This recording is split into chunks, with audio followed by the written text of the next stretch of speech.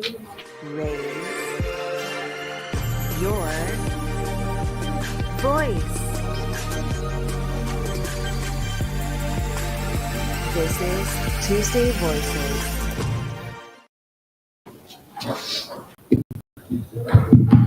Hi.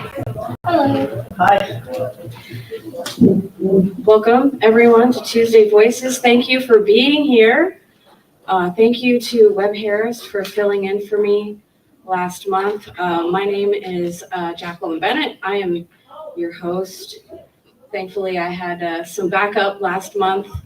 If you don't know, I was a victim of Hurricane Helene, the one that barely affected us, dropped a tree on my house in late September. So I was dealing with quite a bit over pretty much the whole month of October. And since it looks like we don't have quite a full house, I guess I'll just tell you the story about my hurricane woes, because it seemed to pile up. So first, yes, there was Hurricane Helene, which barely touched us, if you remember, here in Central Florida. Yes, it did cause a lot of damage and a lot of chaos in other parts of the country. But as far as DeLand, Florida was concerned, literally the only house in the entire town that suffered any damage. And yeah, it was scary. It was about 11 p.m. We were nice and settled in for the night. We didn't really think much of it. You know, there was a little bit of wind, pretty much zero rain. I think maybe we got a little bit of rain that night. 11 p.m. I'm nice, toasty in my bed, and then all of a sudden, kablam!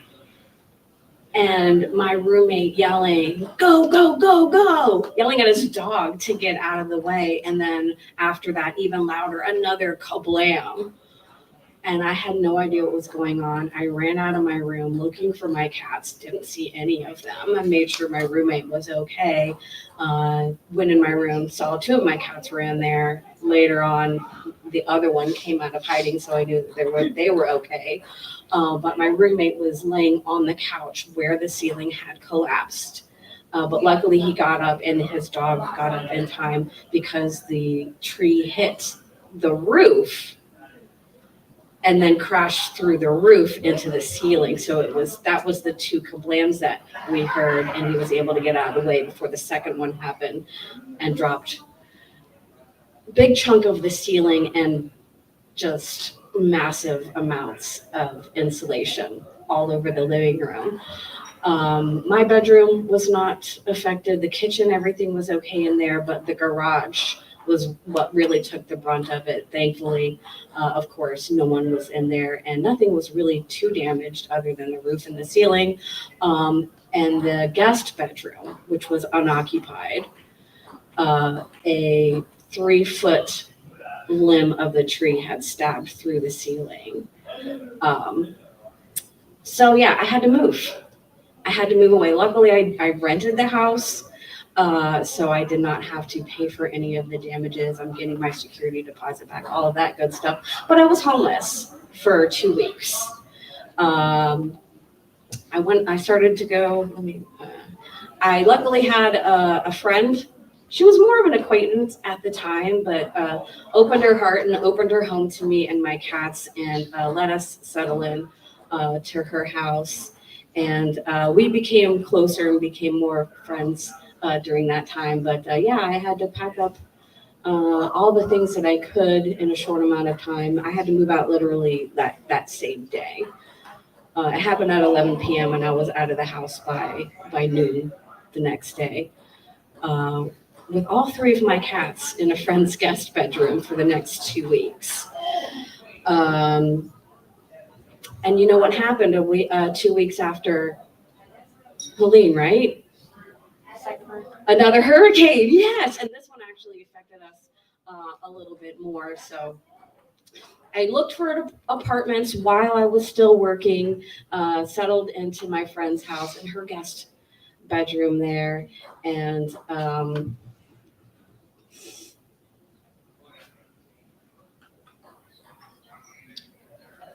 as I was applying for apartments, I kept on working, and I was looking for a specific place. I couldn't just live anywhere, so I found an apartment complex that I liked, and I only applied to that place. And they did have immediate occupancy available, but of course, the application process takes a day or two. And I applied on Thursday, and for some reason they had Fridays off. So it was going to be 3 days of waiting before I knew anything. And so the following weekend, we decided to have some comfort food, and comfort food came in the form of Chinese takeout. And for my fortune cookie that night, the strangest fortune I've ever gotten before. I can't even call it a fortune, but this is literally what it said. Clean up after your dogs in public spaces. I don't have a dog, and that is not a fortune. I don't know what that was all about, but it was a little nerve-wracking to me, and it just didn't make any sense at all. So on Monday, I took my Chinese takeout leftovers to work with me, and I opened my second fortune cookie. And this is literally what it said. It said, a positive change in your living situation is on the horizon this month. And I knew that I was going to be approved for that application to my apartment, and I was that day. And that is the worst fortune and the most absurd fortune I've ever gotten, with the actual only accurate fortune I've ever gotten. Obviously, I don't believe in those sorts of things, but I think it's such a funny and strange coincidence that I had gotten that. And so I moved into my apartment the next week, of course, after the hurricane. Even though I had gotten approved for my apartment, I waited until after Milton had passed us, because I was already in a safe place, and it's stressful enough to move 3 cats around twice in 2 weeks. So I kept at my friend's house until after Milton had passed. And so we went there the next day to check on my place, and of course there was no power at my apartment. So I stayed yet another extra night at my friend's house. And then I moved into my apartment, and I had no water for the first 2 days. It took me 12 hours straight to move all of my furniture, with the very lucky of help from 3 of my friends. I finally got settled into my new apartment about 9 p.m. that night, after starting at 10 a.m. that morning. And about 10 seconds after sitting down and getting comfortable on my bed, it broke. 2 of my cats were underneath it at the time. They're okay. Thankfully, because they're cats, they have cat reflexes, and they got out of the way before that happened. So I slept on a mattress on the floor that night, with no water in my apartment either, and no internet. I hadn't had my internet set up either. And that's the next fun part of my story, is I set up the appointment on Spectrum, but of course they don't come out anymore. They send you the box, so you can the self-installation kit they sent me, and I was actually kind of excited to try something new and set that up myself. So I got the box, and I looked around my apartment for the outlet to hook it up to. Couldn't find it. I searched the entire apartment, and this is a small place. It's a 1-bedroom place. I searched the whole place, pulling furniture out, looking at all the walls, getting in nooks and crannies with flashlights and everything, and I could not find the outlet to hook up my cable. So I messaged my property manager, and she said, it's either in the bedroom or the living room. Okay, thanks. So I looked again, and she texted me back. She says, you know what? I think they might have covered it up, because they had replaced the floor before I had moved into the apartment. And she says, let me send someone over there to take a look at it. And sure enough, they had to get someone in the crawl space under my apartment, drill a hole in the floor, and push the wire up from the floor so I can install my cable. And I had said, okay, thanks, bye. And he left, and I went to install my cable, pulled up the little wire that he left, and it was just a bare wire. There was nothing I could do with the bare wire. There was nothing to connect it to. So then I had to call Spectrum. Anyone know any nightmare stories about Spectrum? Well, this isn't one. this isn't one. I called them at 6 p.m. and they said, we can have someone out there between 7 and 8 p.m. tonight. Okay, great. That's fantastic. He was there at 6:08 p.m. and gone by 6:30, and I had internet by 6:45 that night. Something had actually gone well. And then I had 3 internet outages in the next week from Spectrum that week. So that's my story about all of the stuff that went on after Hurricane Helene, and that is why I was not here last month. So thank you again, Webb, for filling in for me. And I'm going to pass the mic over to, I forgot whose name is first on the list.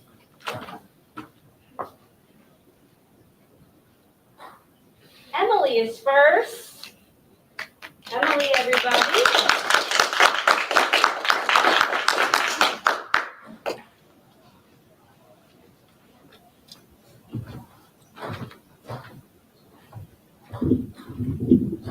Okay, whatever. All right, this one is called "The Field I Found in Your Will." It's a poem about my father, who, he passed away a few years ago. 11/11 this month. It was the 10-year anniversary of him having this really bad stroke. He'd been either sick or dead for about half my life. I inherited what was once a prosperous field, sunflowers towering like leaf-laden shields, rich with wheat for the feast and all meals in between, fennel and dill for the larva unseen. Though after the fire I could not stick around, watching the plants rot into the ground. Some Saturdays I'd visit, for it's my field after all, but it took only 2 years for me to not show it all. The cawing of crows scared me down to the floor, and each time I left, I'd dread the next visit more. Death's sick, bitter scent followed me home, on my skin cells in between the thread of my clothes. Even more bitter is the simple truth that the field only saw me in the folly of youth. I failed to help you flourish, field. I apologize for salting your soil by turning blind eyes. If only came along a better gardener than I, who would have stood strong as the crop slowly died. A gardener who's patient, a gardener who's brave, who understood much better what the fields once gave. If only I'd been older when the field was mine. It wouldn't fix much, but I'd get back the time to bask in the scraps of my field's glory days and say to the sediment what I've long longed to say. Please know I love you and that I always cared. The only reason I left was because the rot made me scared. If I could, I'd travel back in the blink of an eye to ensure you had a better gardener than I. Thank you.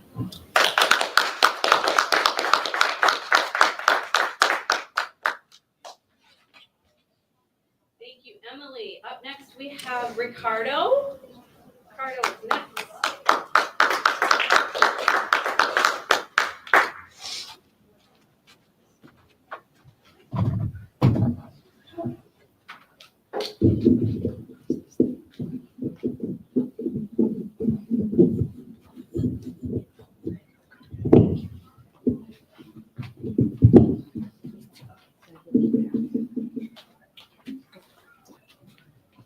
So I was thinking what song I want to play because I want to play a song, but I didn't know what type of song I want to play. And I remember in my grandma's house, they used to put this song all the time. Actually, my grandpa loved it. He knows how to play it better than me. I'm going to play it. Won't be the best. We're gonna be cool. This song, it's Italian song, pretty famous by Luciano Pavarotti. So, yeah.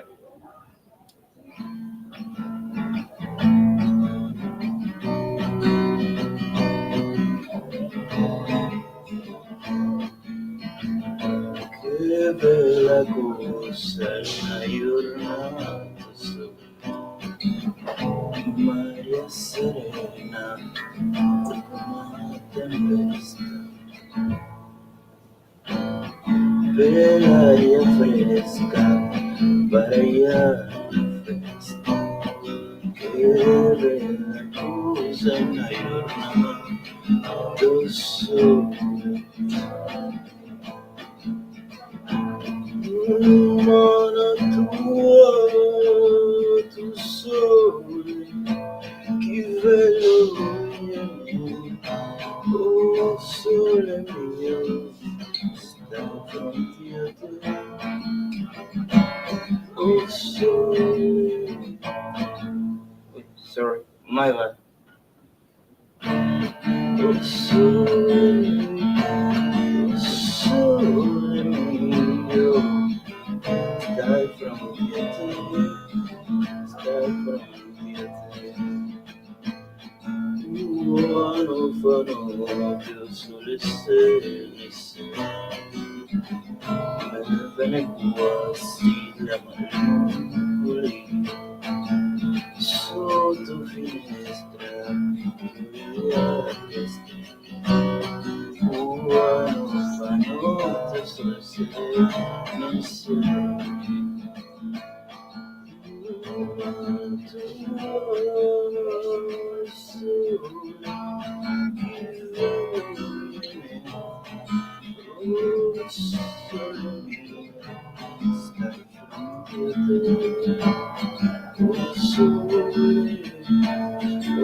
sole mio, stai fronte a te, stai fronte a te.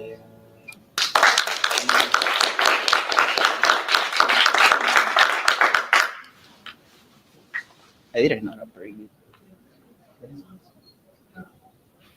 Elijah, you're actually up next. All right. Elijah, everybody.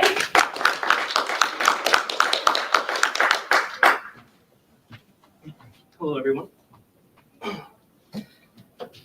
So tonight, I'm going to take it back a good, I don't know, 60 years.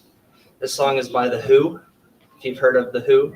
And this song is called Behind Blue Eyes. I know that there is a new version of this by Limp Bizkit. I don't care for that version. The original is the best. So that's the way we're going to do it. And I'm going to let this song just speak for itself. So here we go.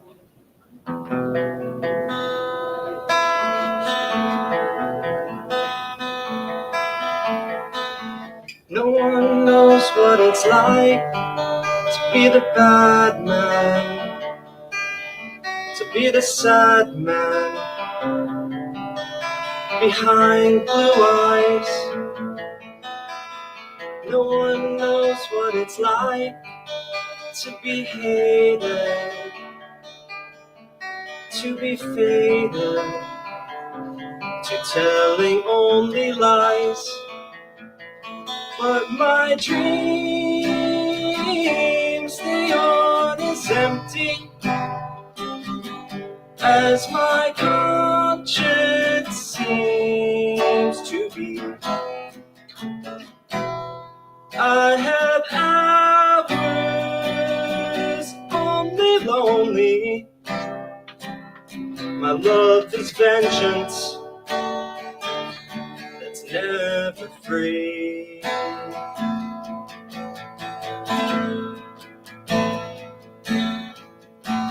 No one knows what it's like to feel these feelings like I do. And I blame you. No one bites back as hard at their anger. None of my pain and woe can show through. But my dreams, they are as empty as my conscience seems to be. I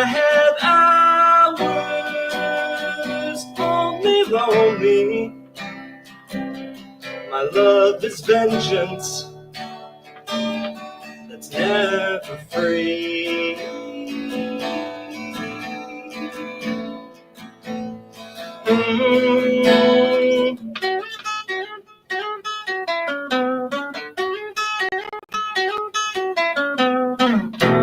When my fist clenches, crack it open before I use it and lose my cool. If I smile, tell me some bad news before I laugh and act like a fool. And if I swallow anything evil, put your finger down my throat. And if I shiver, please give me a blanket. Keep me warm, let me wear your coat.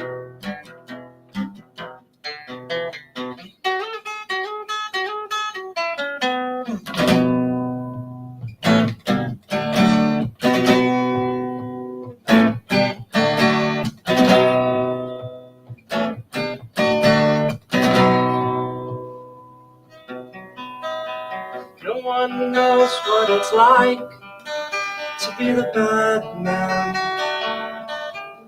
to be the sad man behind blue eyes.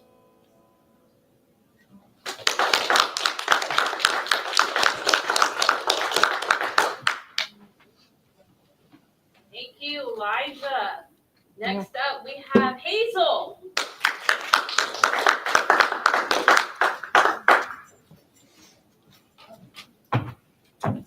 I don't really know how to adjust this, so I'm not going to bother. Don't worry about it. Yeah.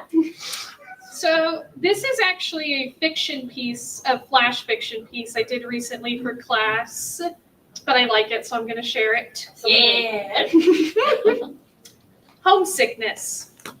In the dream, we were in your homeland. Sweat drenched my clothes as we trudged on toward the field, snacking on peaches you picked off a tree earlier. Coming here during the summer was something I was hesitant about. The past is something I believe is meant to be pushed past, but you had insisted we had to come. It was peach season. You told me once playfully that I couldn't die before I tried one peach for back home. You weren't trying to be serious, but I found myself agreeing after that sweet flavor flooded my mouth. I was feeling the weather, though. It was miserably warm. A voice inside me demanded that I turn back as the trek got longer, but I felt I could not let you down. Not now. Eventually, we got to where you were leading us. You turned around, presenting the undisturbed moors ahead of me with a grin. This, you gestured wide, is where I was born. You cannot remember where exactly. All it was now was bare grasslands for as far as the eye can see. Yet I couldn't doubt your words by the nostalgic glint in your eye. We continued to walk as you recited stories of your childhood, how you stole peaches from the local farmers. It was a much simpler life in comparison to now. You didn't like simple, though. Otherwise, you would not chosen to be with me, to have walked the path you have walked in life. But I had never seen you reminisce like this, longing for a time I thought you held little affection for. I questioned, why return here now? Don't you like having more than just that simple, mundane life? You responded, I do, but I cannot deny who I once was. Then you looked at me with that knowing smile. Home is an eternal thing. We all yearn for it in some way or another. That I believe is to be true. At the tip of my tongue, I wanted to confess that I held no such sentiments for my home. There were no silly, innocent stories for me, nothing simple like that. I was haunted by it. I just wanted to run away from it all. And I did run away. There was nothing worth revisiting about that time. No home to yearn for like you do.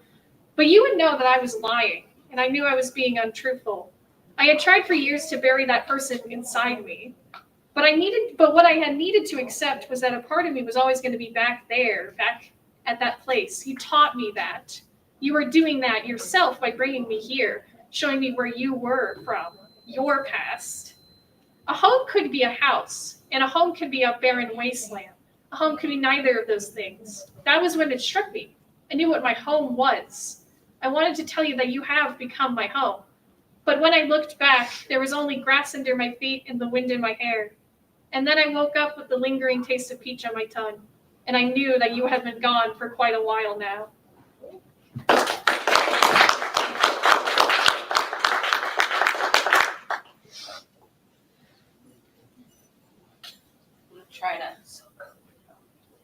I'm not microphone abled, but I'm gonna give it a shot. You just kind of wiggle it. Yeah, there you go. Yeah, just keep going. You don't have to use the mic if you don't want to. This is optional. But of course, it wouldn't be Tuesday Voices if there wasn't Trials and Tribulations with the mic. Up next, we have Dr. Adrian Vivian. Sorry, I didn't mean to take you by surprise. You're next on the list. Oh, yeah, no, that's okay. I was dropping off for Shakespeare's sonnet. But I brought a poem that I found in a book. It's Shel Silverstein, Where the Sidewalk Ends. And so I thought it was food for thought as we go into the holiday season. It's called Point of View. So Thanksgiving dinners sad and thankless, Christmas dinners dark and blue, when you stop and try to see it from the turkey's point of view. Sunday dinner isn't sunny, Easter feast or just bad luck, when you see it from the viewpoint of a chicken or a duck. Oh, how I once loved tuna salad, pork and lobsters, lamb chops too, till I stopped and looked at dinner from the dinner's point of view.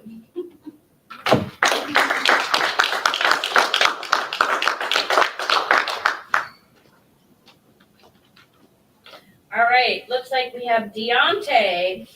Deontay's up next.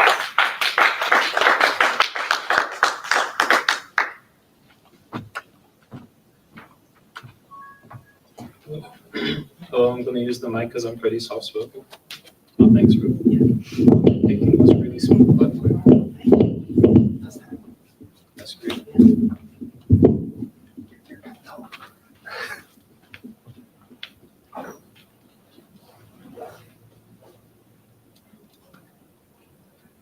This is something I wrote quite a while ago. I never titled it because I guess I never thought to. Engulfed in you, I am different. Your vibrations drown out any others and leave us solitary. Alone with you and my thoughts, praying you remain as gentle as you have been, or better yet, subside. The memory or idea of you is romanticized compared to your reality. When you pass, you vaporize, and I am left in remnants of your rain. Thank you.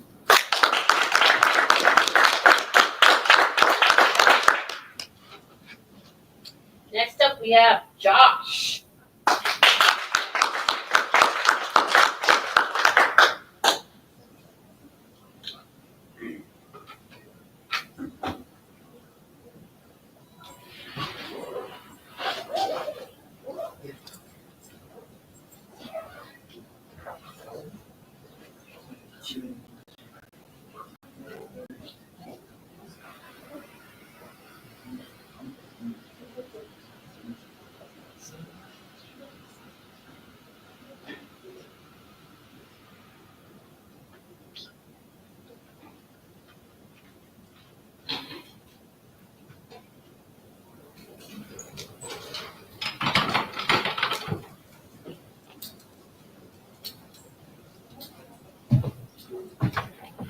You need a chair? I got you.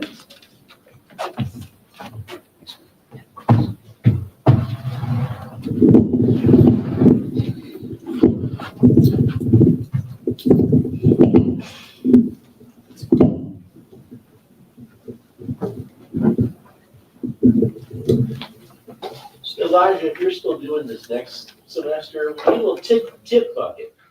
Think it's something, we're gonna put on the payroll or something. I'll write up the proposal.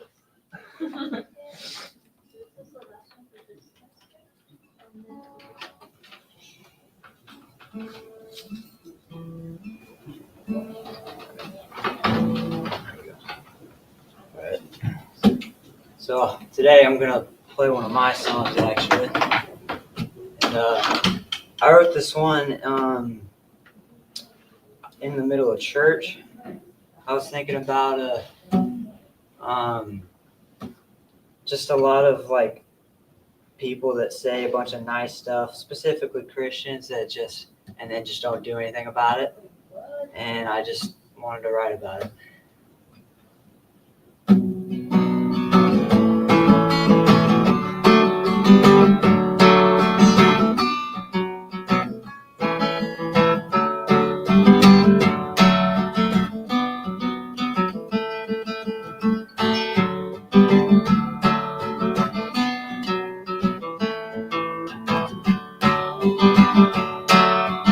I'm paying the debt of another man's fault,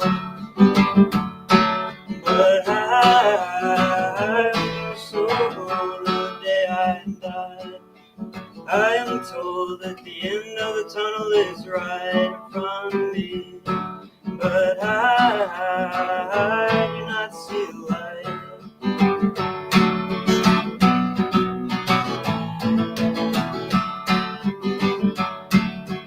I am told that we're all saved and dead has been paid, but I do not see the light.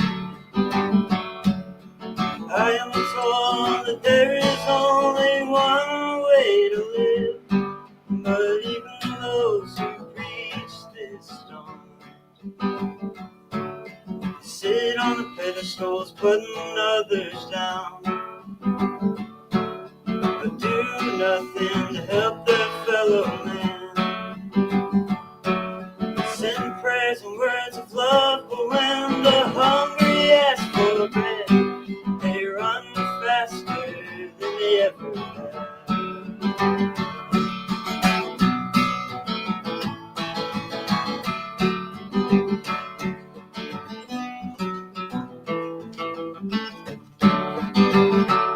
For it's a comforting thought to be saved. Though we face the hurting of the world, we see the dead in ourselves. It remains unpaid, ignored and growing every day. Each of these is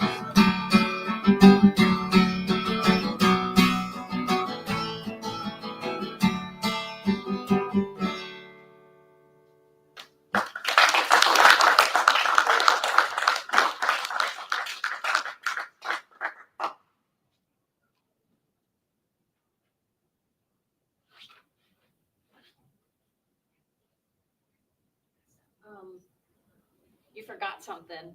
There's a. You Oh, forgot to use. yeah, I got it I don't know what it is. it's a tuner. It's a tuner. Tuner fish?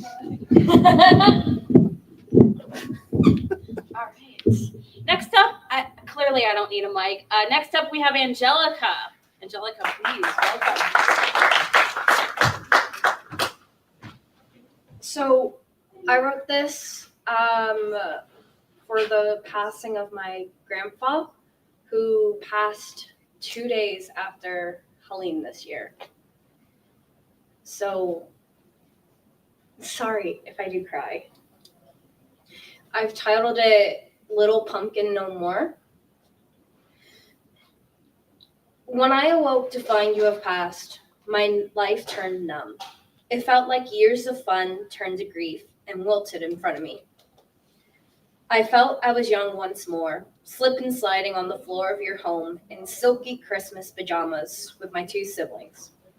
I felt small and walking into that feeder room to watch a movie with Grandma and play Star Wars, Trouble Edition.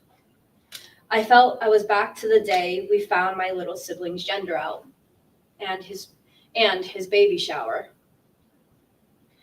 I felt tall as I heard stories of you in that living room as your old-timey shows played, black and white, crummy graphics, or you watched a golf game. I felt like I was awake in the room me and my siblings crammed into with that little TV as we didn't like the dark, waking up and walking out with the smell of bacon and eggs as you had your coffee brewed. I realize now what I've lost when you died. I won't be that young anymore. I won't be spending Christmas in that home you've built up from the ground. I won't be waking up there when my mother or my parents are out traveling or working late at night. I won't hear you scream, talk out, "Little pumpkin," and make a little fist to try and play along. I know you aren't in pain now. But I know most of all, I'm Little Pumpkin no more.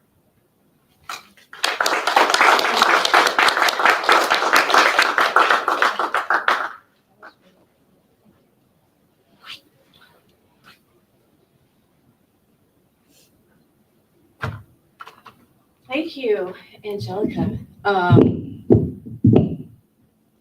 a little light. This series, normal amount of names on the list. I thought my hurricane story would take up more time, honestly, but we have come to the end of the list. We're gonna close it out with Webb Harris. However, if we have time left after that, if anyone would like to come up and perform again, or if somebody has not signed up and would like to perform, we still have time. So, but before that, let's hear what Webb Harris is thankful for, shall we?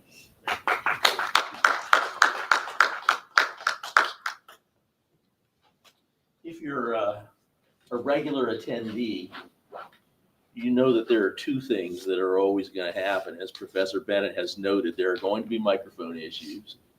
And the second thing is Elijah's going to play a song that I'm going to connect with and have to say something about. So Elijah, some years ago, the Who had kind of disappeared for a while, gone into retirement, and then they came back and did their reunion. And I won a contest where I got the CD, and inside it had the old album liner notes. You unfold it and everything, signed by Roger Daltrey, Pete Townsend, and Ed Whistle.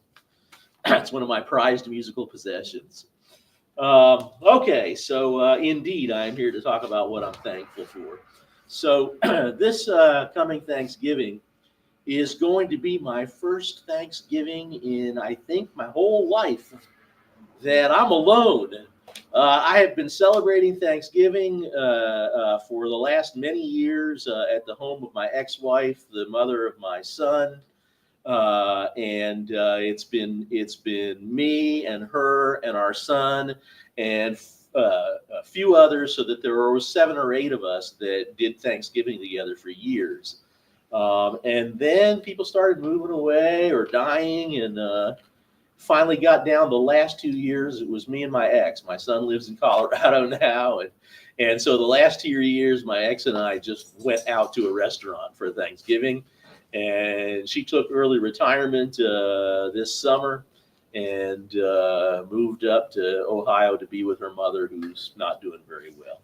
So it's just me. So this is my Thanksgiving tonight. I'm going to share with you my top 10 things I'm most thankful for. So number 1,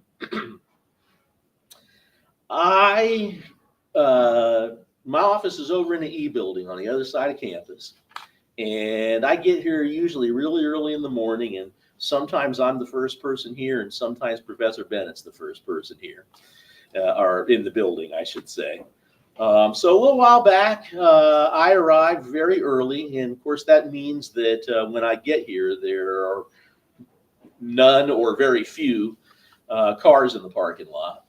And so I come all the way up as far as I can go in the lot, up close to the building, and then you turn left into the lot.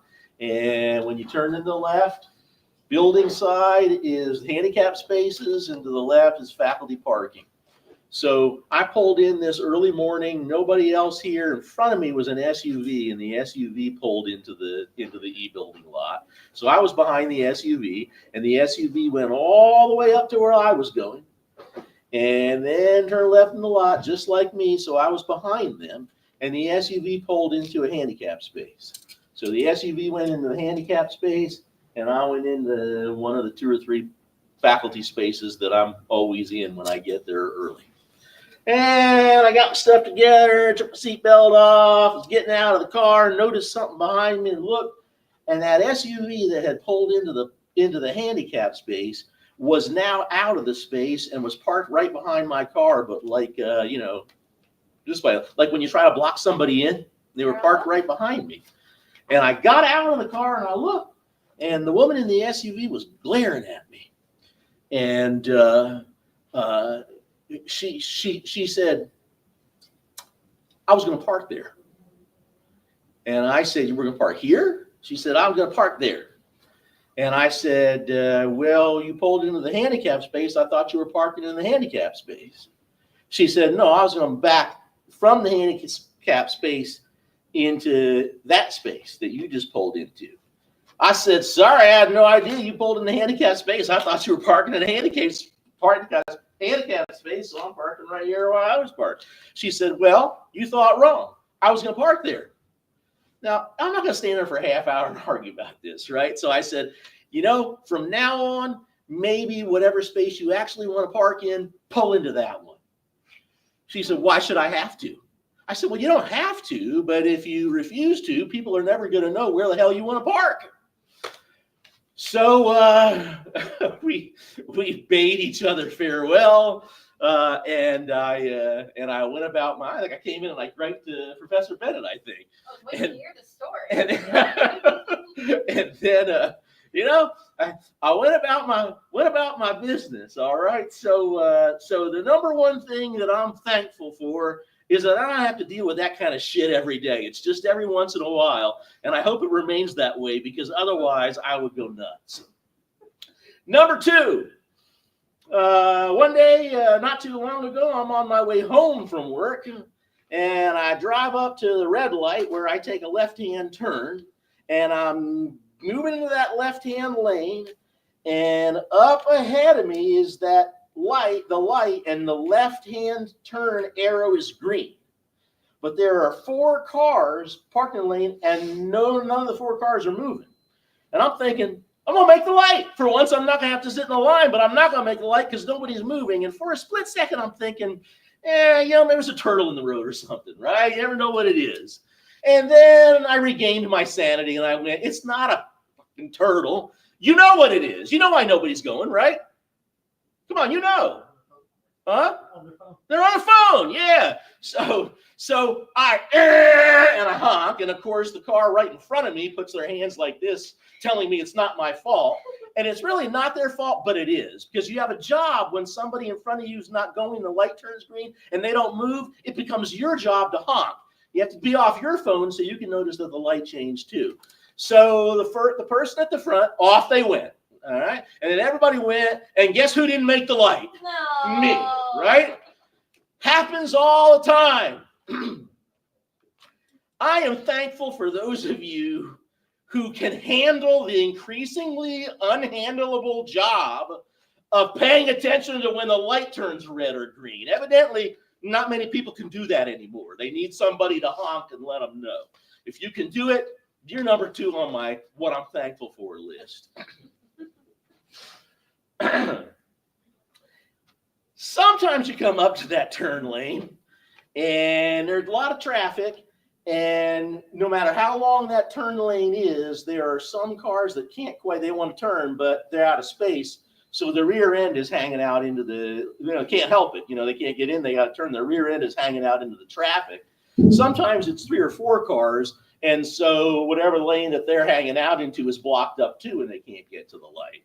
What I began to notice a while back is that very often is completely avoidable, because as you continue up, what you will notice if you look on either side of you is that there are cars stopped at the light that for some reason have left 5-car lengths between them and the car in front of them. And that's why people are hanging out in the lane and can't get. If they would move up, we all could get in and nobody's going to have a wreck out in the lane. Now, I'm a step ahead of the dissenters, all right? I get it. I don't want to be right behind that person, because if somebody rear ends me, I'll hit them. I'll give you that. I also understand I want to have some space so if something happens in front of me, I can maneuver and get out and I'm not stuck. I'll give you that. Doesn't take 4-car lanes. I learned in driver's ed all those years ago that you want to be able to see the back tires of whoever's in front of you, from their top to the bottom where they hit the asphalt. If you can't see that, you're too close to the car. If you can see that, you're okay. Nobody needs 4-car lanes. I am grateful for those of you who are, and you know why those lengths are there. It's not because they need four lengths to not hit each other.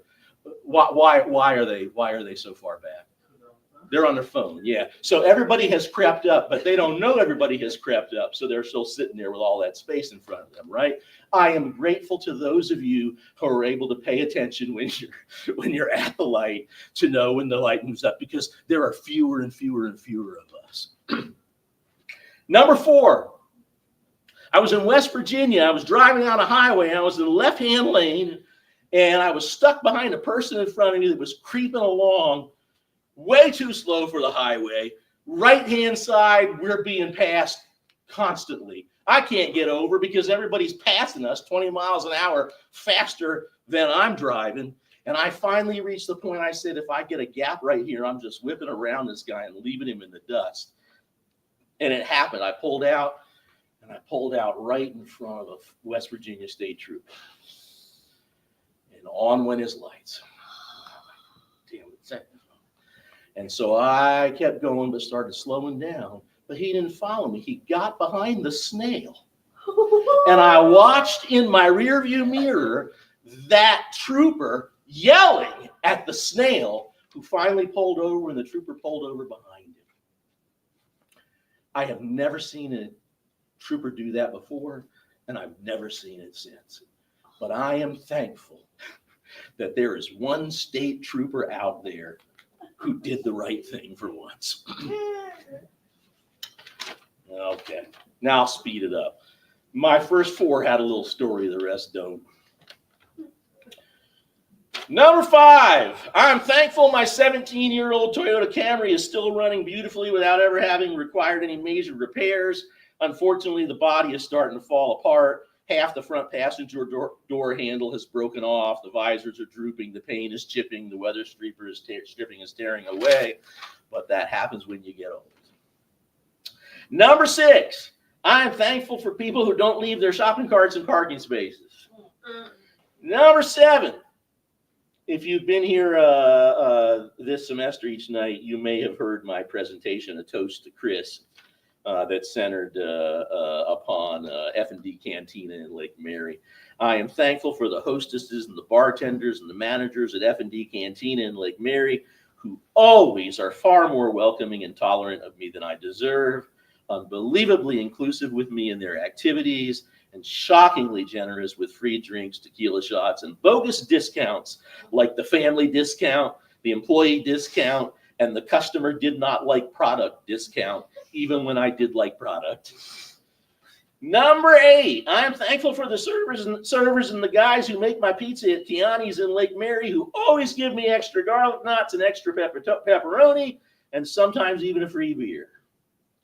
Number 9, I am thankful for the 6 M's. You know what those are? Medical marijuana, mezcal, margaritas, and peanut M&Ms.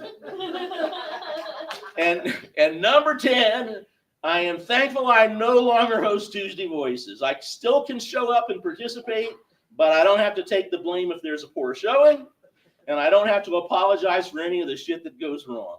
And I am thankful for all you guys. You make this a comfortable place, and I hope you all have an enjoyable Thanksgiving, a Merry Christmas, and a Happy New Year.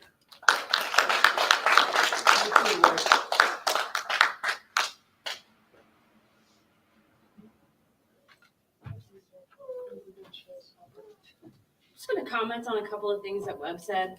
First of all, if you are first at a light, it is your sacred duty not only to pay attention, but also get out of there fast.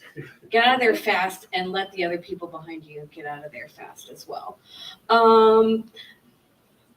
I understand the relaxation you feel and glad they're not the host anymore, but I would have to say that I'm thankful for everyone who is a part of Tuesday Voices nowadays, now that we've switched over to the library and have started a partnership with them. Jamie, of course, and Adrian, and well, Nicole's not here, but I would love to thank her anyway. And of course, Lindsay in the English department is also very helpful. Webb feels a lot of relief because most of that stuff was on him when he was the host, stuff that a lot of people have taken on and helped us out with in our current version of Tuesday Voices. So I'm very thankful for that. And we got about 10 minutes left. If anyone else would like to come up and share or share again, or maybe we can just pig out on snacks instead. Thank you so much, everyone, for coming out. Thank you for everyone who has performed. Thank you, Elijah, for helping out, even though you don't have to. We should definitely put out a tip jar for him, maybe. Yeah, give him a round of applause for sure. Absolutely. This is our last Tuesday Voices of the semester, but of course we do this the third Tuesday of every month during our active semester. So we will pick this back up again in January, and hopefully you guys have a wonderful winter break and a nice productive end of the semester. And thank you again.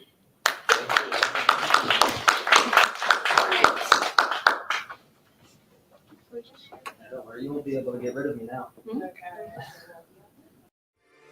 Thanks for joining us. Can't wait for the next one.